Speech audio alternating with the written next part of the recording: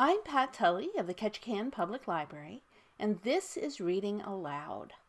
This evening I'm going to be reading a few selections from a book with a very intriguing title, Making Home Profitable. It was first published in the early 1900s, and several editions were published afterwards. And I'm going to be reading from the 1912 edition. The author is Kate Saint-Maur. Kate was born in 1860, and she and her husband lived in New York City. Her husband, Harry, was a well-known stage actor at the time.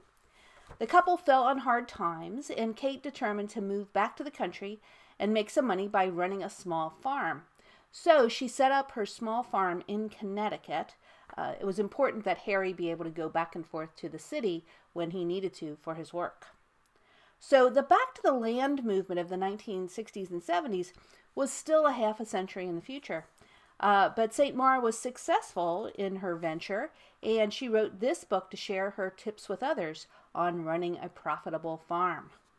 So let's get started. Making Home Profitable by Kate Saint-Maur. This is the 1912 edition. A Profitable Home. It is just 16 years since misfortune brought about our emancipation.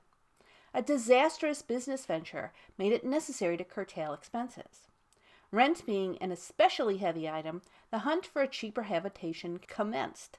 Toiling up and down innumerable stuffy staircases in tow of slatternly janitors revealed the fact that cheap flats were either overcrowded barracks, redolent of dirty soap suds and stale cooking, or over-decorated cubbyholes where children were tabooed. Evening after evening for 2 weeks, I returned home weary and discouraged. Then chance, in the shape of a poultry shell, came to my relief.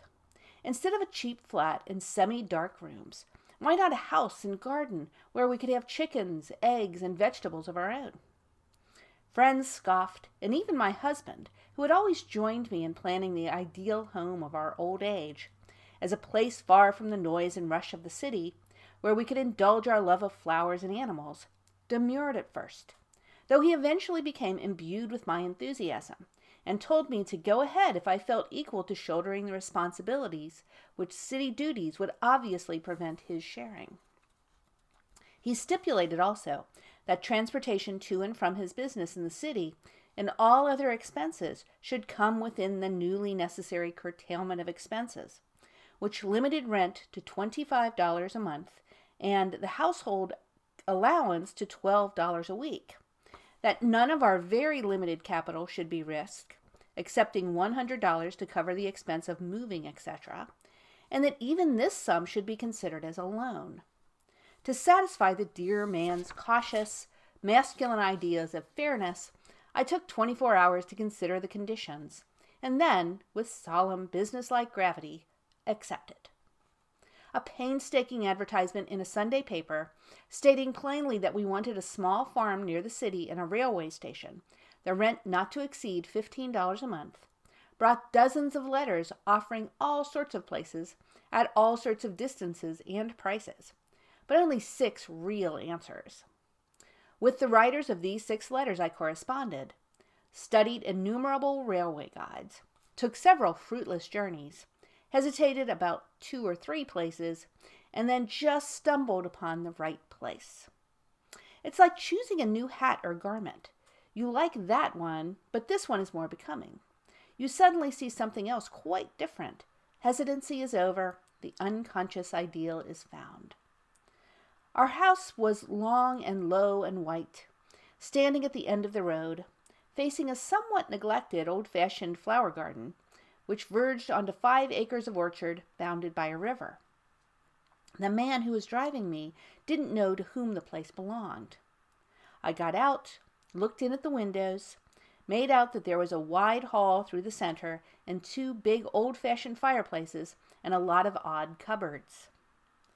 Outside there was a woodshed, a summer kitchen, small smokehouse, barn, cowshed, corn crib, and chicken house. My original destination was forgotten.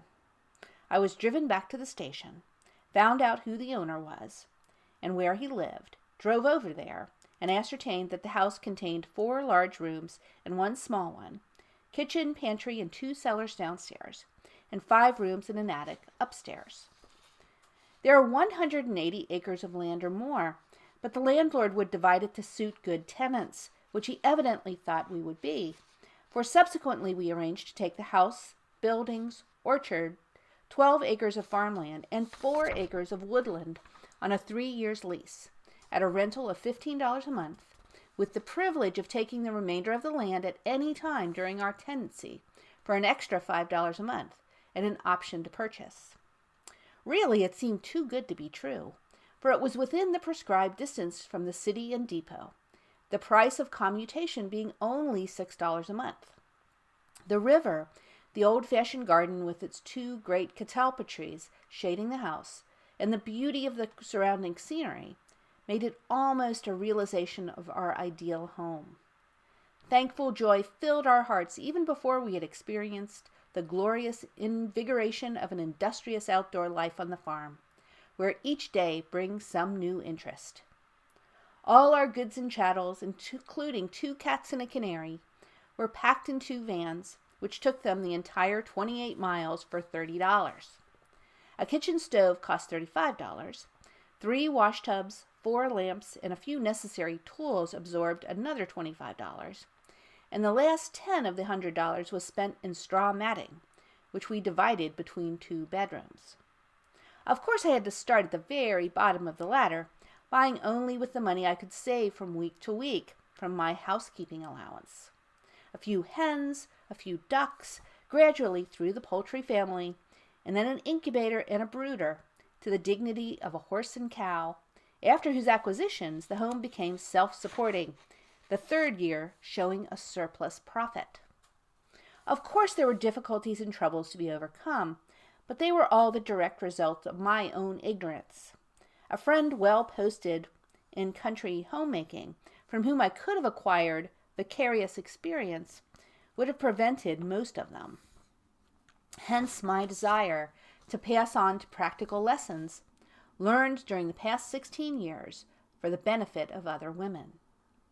Our old-fashioned White House and shady garden might not appeal to everyone, but no matter what individual taste may demand in architecture and environment, there are certain points which must be observed to ensure the health and happiness which we all desire.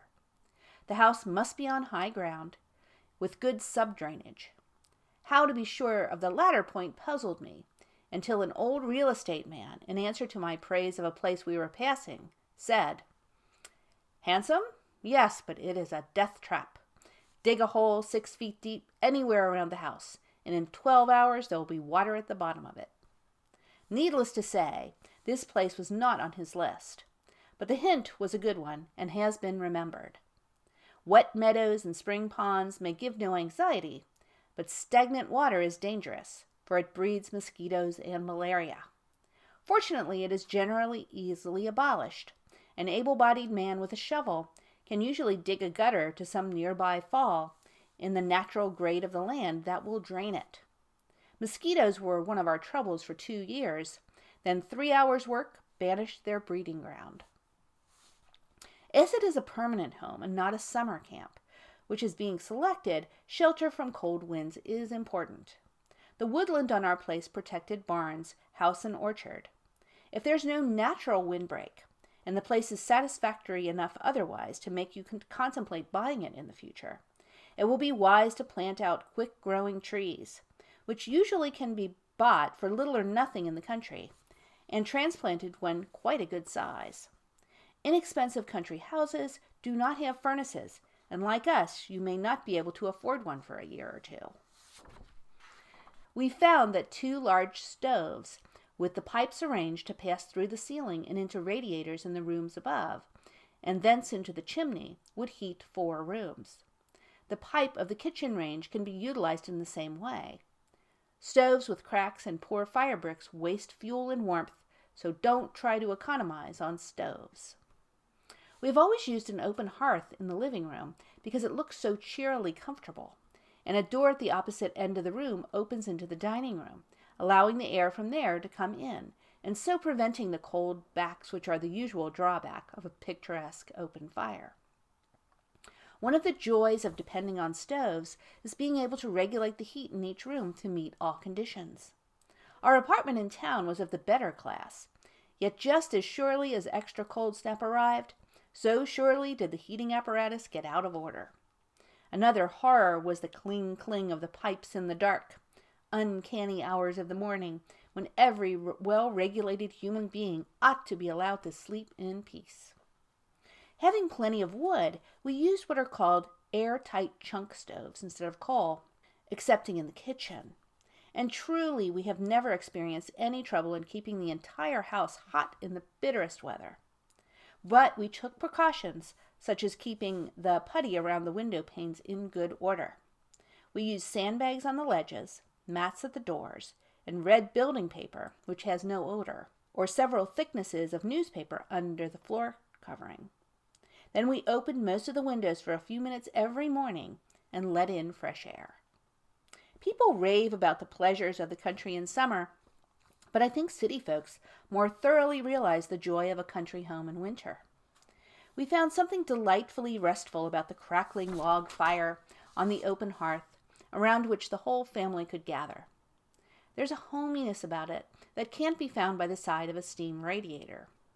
And could any specialist prescribe a better panacea for a businessman's overwrought nerves?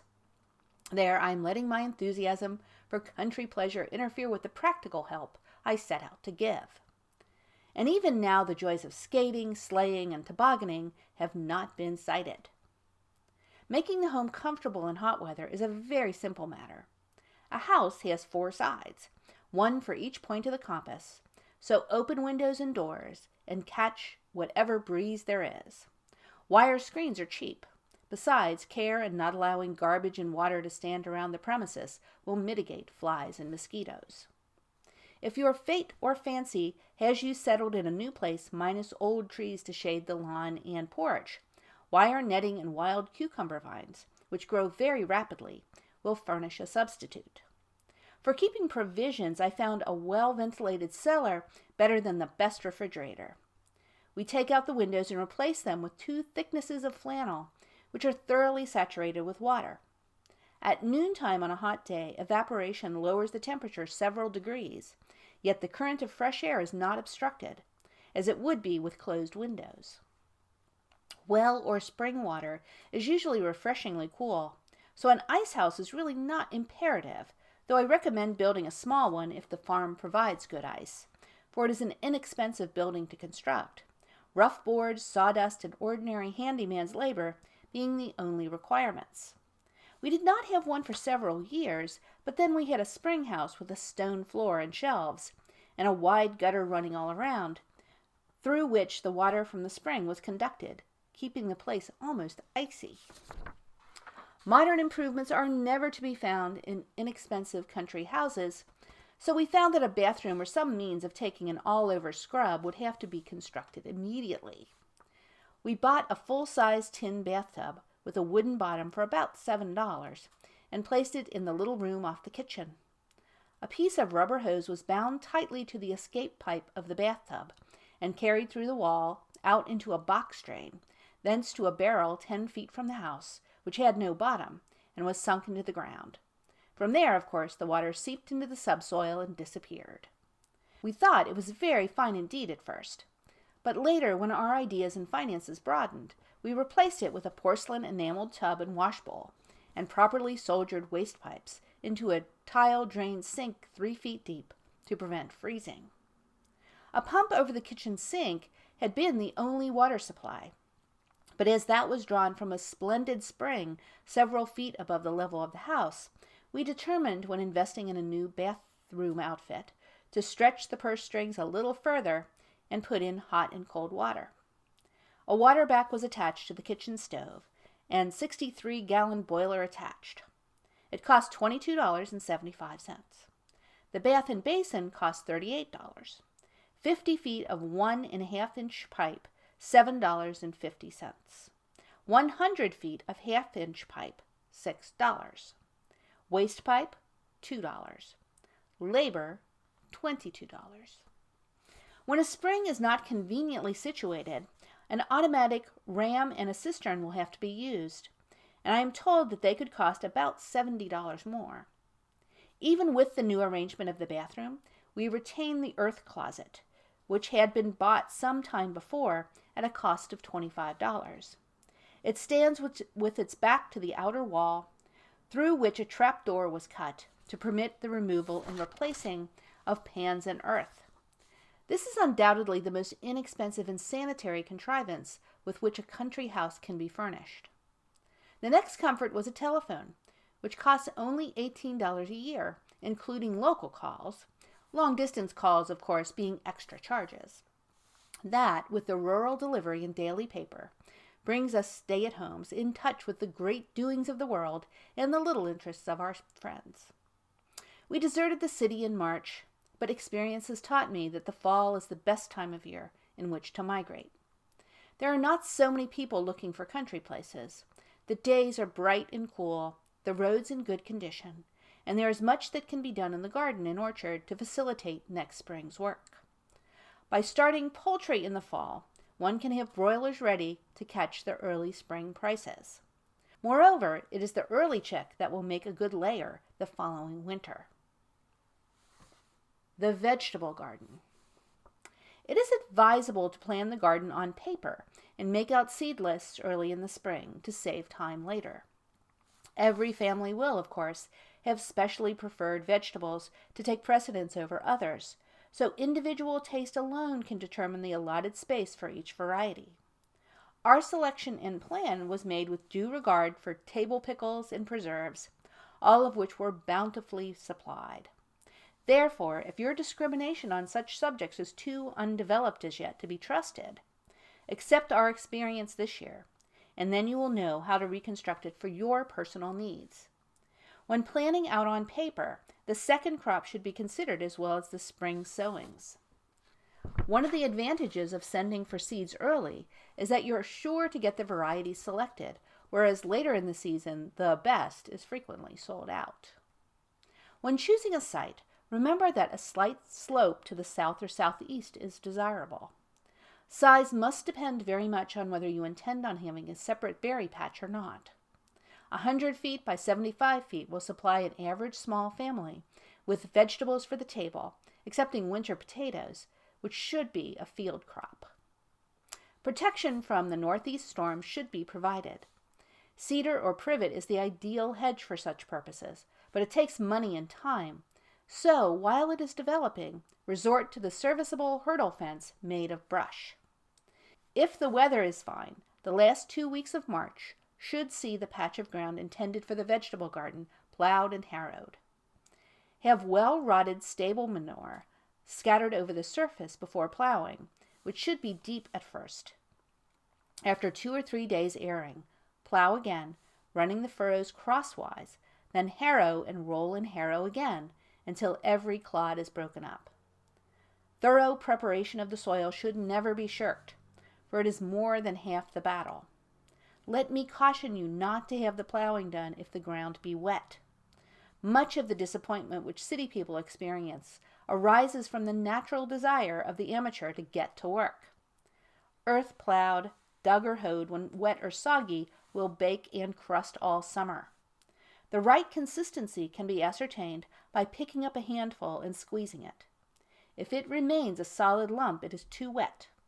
But when it presses together easily and just as readily falls apart when released, it is in just the right condition to work, will turn a clean furrow and will readily crumble under the harrow. Sod ground is desirable for potatoes, so if there's a strip of grassland which needs renewal, have it well plowed, harrowed, and marked off in rows 18 inches apart for the winter crop. Almost every old farmer has a theory about the way and size to cut potatoes for planting. After listening to and trying several methods, we have come to the conclusion that cutting large tubers in 4 and small ones through the center lengthwise is much better than dissecting carefully to separate each eye and then using 2 pieces when planting, especially as the innumerable experiments made at the agricultural stations have revealed the fact that eyes gather nutriment for sustenance and growth from the potato itself until the sprouts develop stems that form joints, at which point rootlets start. proving beyond doubt that, unless the piece of potato planting is large enough to adequately feed the eye or eyes it may contain, the root growth, which is required to furnish the subsequent tubers with food, must be weakened. We plant 1/4 potato to every foot in the row and cover from 4 to 5 inches deep, selecting ground which has been heavily manured the year before, and scattering wood ashes on the surface after the seeds have been covered. Failing this source, commercial fertilizer especially prepared for potatoes must be bought. Thorough cultivation is necessary to ensure a good crop. Soon, say 7 or 8 days after planting, run the harrow over the field to kill the embryo weeds and level the surface. As soon as the plants show, cultivate again, but of course only between the rows, with an ordinary cultivator. Repeat at frequent intervals. It is estimated that it takes 15 bushels of potatoes after they have cut into quarters to plant an acre, which should return 130 bushels of saleable potatoes, by which is meant large and medium-sized potatoes, small ones not entering into the calculation. There will be, in all probability, 30 bushels of these dwarfs, which are excellent fattening food for poultry and pigs when cooked and mashed up. The space intended for carrots requires extremely good cultivation, for the soil must be thoroughly pulverized. Tie the seeds in a piece of cheesecloth, steep in water for 12 hours, then hang up in a warm room to drip and dry sufficiently to prevent their sticking together when planted. Another aid we furnish these delicate seedlings is to drop a radish seed every 6 inches, because they germinate quickly and throw a strong seed leaf, which breaks the crust over the row and allows the fragile carrot sprout free access. Allow 2 feet from the last row of potatoes, stretch the line, and with a pointed stick draw a shallow drill in which to scatter the carrot seed. Covering must not be more than 1/4 of an inch. Press down firmly. Between each 2 rows of carrots allow 1 foot. Steep and use only half the seed at first, planting the remainder 20 days later. With good ground and cultivation, you should have carrots late in June. A 30-inch space must divide the carrots from the beets. Prepare the ground as before, but make the drill a full inch deep, dropping the seeds 1/2 inch apart, the rows 2 feet apart. These should be ready for use in the first week in June. Keep half the seed for late planting. Early turnips can start another 2 feet along. Drill 1/2 inch deep, the rows 1 foot apart. First of all peas are semi-dwarf, but yield much better if given some support. We plant every 2 rows 7 inches apart, in a drill 1 inch deep, and when the peas are 2 inches high, we stick brush between the rows, so making a hedge of vine when developed. Twin rows should be 2 feet apart. For onion sets, make drills 1.5 inches deep, placing the sets upright and from 4 to 6 inches apart. Firm the earth all around and 1/4 of an inch over them. These will furnish early onions for cooking. For onion seed, the soil cannot be too carefully prepared, for, like carrots, they are long in germinating and extremely fragile. A few radish seeds can again be used as pioneers. Instead of commercial fertilizer, the poultry droppings are used for onions, being reduced to a powder by grinding in an old chopping machine. Sprinkle freely within 1 inch of the center of the row, and from 3 to 4 inches each side of it. Unless rain falls within a few days, water very thoroughly with a sprinkler. Hen droppings seem especially desirable for all bulbs and tubers. Lettuce seed requires well-enriched soil. Drill 1/4 of an inch deep, the rows 1 foot apart. From the time seeds are put into the ground, cultivation must be continual, raking between the rows being frequent enough to destroy embryo weeds. 10 minutes light work with a rake before weeds develop will save hours of hard labor with a hoe. Cultivation is required not only to destroy weeds, but to supply air and encourage all the moisture from the subsoil to travel upward, so nourishing the plant roots as they develop and preventing the soil from baking. Not cultivating the ground around the plants is as injurious to their health as shutting a child in an unventilated room. Lettuce, cabbage, and cauliflower plants should now be planted out. Prepare the rows as for seed, and with pointed stick used for marking the rows, make holes directly under the line, 9 inches apart for lettuce, 1 foot for cabbage and cauliflower.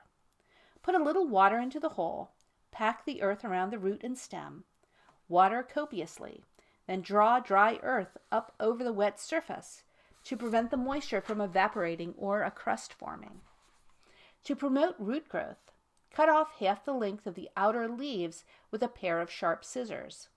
If possible, provide some protection until the plants are established. Tomatoes, peppers, and eggplants should be bedded out about the 20th of May. Tomatoes and eggplants stand 2 1/2 feet apart, each one in the ground very heavily enriched to a depth of 3 feet and a circumference of 2 feet. Pursue the same method of planting as for cabbage, except that instead of cutting the leaves across, nip out the 2 heart leaves of each plant. Checking top growth makes the plant branch and form a stocky bush instead of a spindly top growth that will break under the weight of fruit when it forms. If the home is to be an ideal haven for the rest, it must be pretty. Economy may prohibit buying plants for the flower garden, but the exercise of a little forethought will enable you to have a lovely display of flowers all through the summer at a nominal cost. Procure some shallow boxes from your grocer. They should not be more than 3 inches deep and about 18 inches long and 1 foot wide. If it is not possible to get what you want, saw a 6 or 7 inch box in half, using the lid as a bottom for the second box. Have the mold thoroughly pulverized before sowing, and prepare an extra quantity to use for covering the seeds. This I do by filling half a rather fine colander and shaking it over the box until there is an even layer over the seeds. The average small flower seed should not have more than 1/4 of an inch over it. A board that will fit inside the box should be pressed down hard to ensure the seeds being firmly embedded in the mold. Otherwise, the air gets around them and dries up and kills the first frail germs of life. After planting and patting down, sprinkle lightly and stand the boxes in a south or southwest window in a living room where the temperature averages 60 degrees. The boxes must be watched for what is called damping off. It can easily be detected by the sickly appearance of the seedlings, followed by a shriveling or burning of the stem close to the earth. The moment a danger signal is noticed, prick out into fresh boxes of corresponding size or a trifle deeper. The seedlings need not be planted more than 1/2 inch apart. Prepare the mold of the boxes the same as you did for the seeds. Pat down, and with a toothpick make the holes in which the baby plants are to be put, firming the earth around them gently with the forefinger of each hand. Should no suggestion of debility appear among the seedlings, still prick out into fresh boxes when the second leaves unfold. The end for this evening. Thank you very much for joining me, and I hope you have a good week.